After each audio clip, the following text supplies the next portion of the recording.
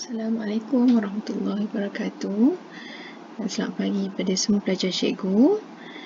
Untuk kelas kita hari ini, cikgu nak sambung untuk subtopik seterusnya. Hari tu cikgu dah terangkan tentang dua segitiga.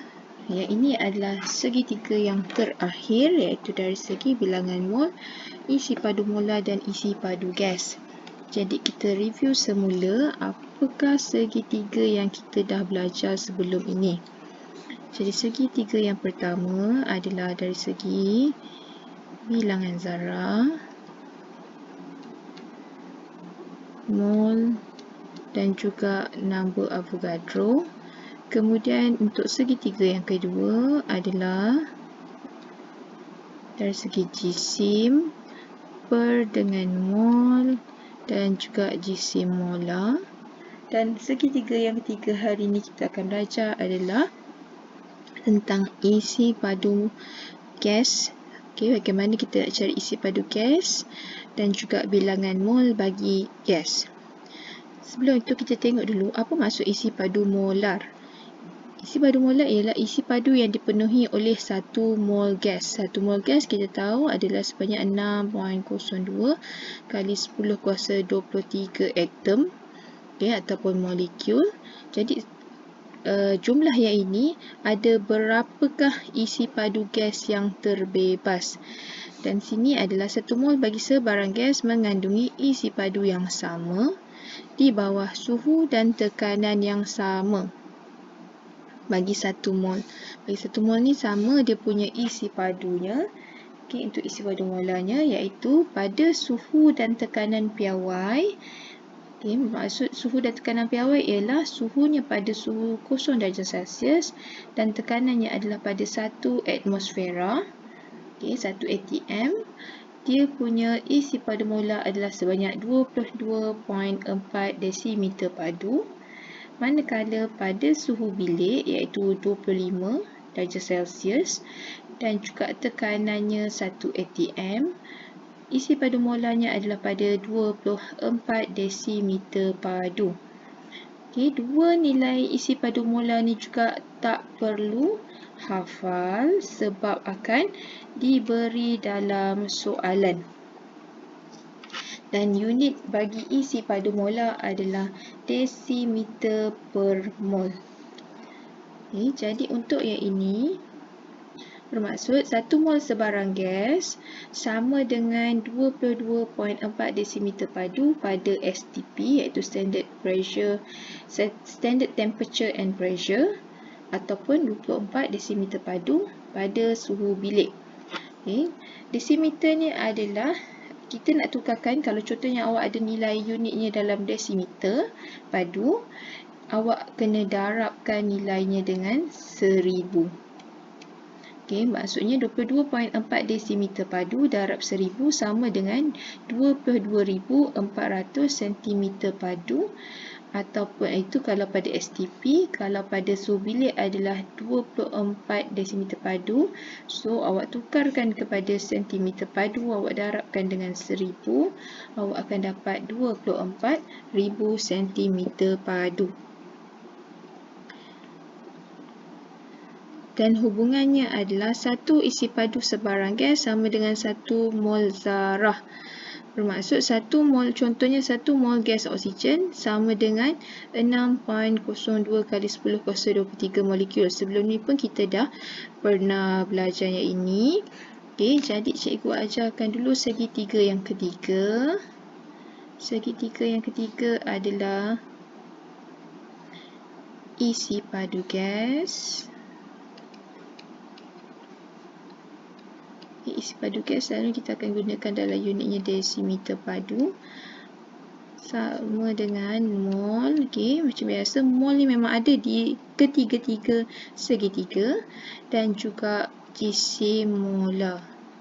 Okay, jisim molar ni yang tadilah sama ada pada STP, so awak akan dapat 22.4, ataupun pada suhu bilik iaitu pada 24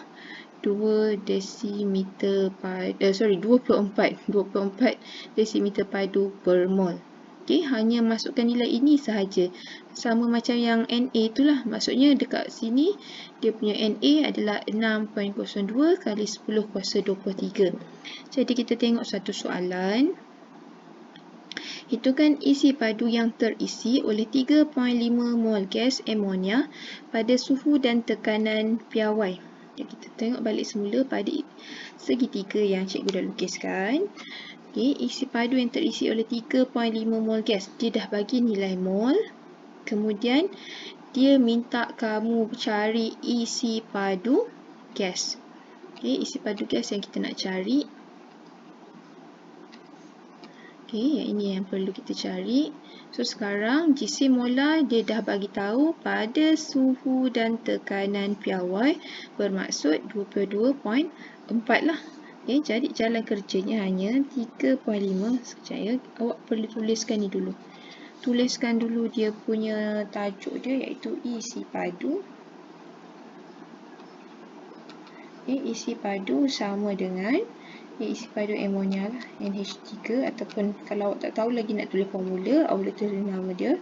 Isi padu NH3 sama dengan 3.5 mol darabkan dengan 22.4 desimeter padu per mol tadi. Okey. Kalau nak buat yang penuh, kita buat sekejap ya.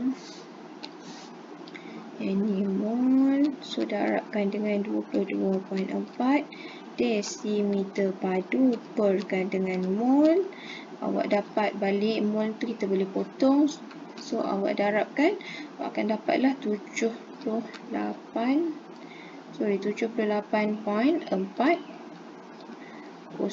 desimeter padu.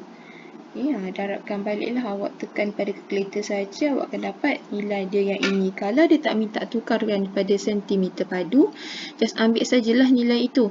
Kalau dia minta tukarkan nilai tersebut kepada sentimeter padu, so jawapan yang ini hanya perlu darabkan dengan 1000 untuk dapatkan dalam unit sentimeter padu. Okay, cm padu. Okay, jadi yang soalan lain tu rasanya tak ada masalah. Kalau awak dah biasa lihat pada segitiga, yang sebab ni adalah segitiga yang ketiga yang cikgu ajarkan, kamu akan boleh jawab soalan-soalan di bawah ni. Okay, kali ni pula ni adalah soalan GC molar bagi setiap gas berikut. Okay, hitungkan. Dan dia dah bagi pada dia punya ni. Okay, untuk GC molar. Maksudnya yang bawah ni, ini adalah latihan pengukuhan kepada ketiga-tiga segitiga. Maksudnya awak boleh kaitkan antara satu sama lain. Okay, untuk awak kaitkan macam mana dia punya ni, dia nak GC molar. So GC molar cara kira dia punya JMR hari tu, maksudnya awak tambah saja. Contoh macam ni, nitrogen.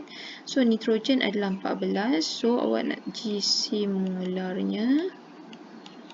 Okay, so sama dengan ada 2 darab 14 sama dengan 28 gram per mol. Okay, ini adalah unit bagi GC molar. Hanya darabkan saja, bergantung pada apa dia punya ni lah. Okay, sebab JMR tiada unit. Okay, tapi GC molar ada unit. Tapi cara pengiraannya adalah sama. Okay, contoh yang macam soalan ini adalah soalan yang perlu kemahiran kamu untuk menggunakan dua segitiga.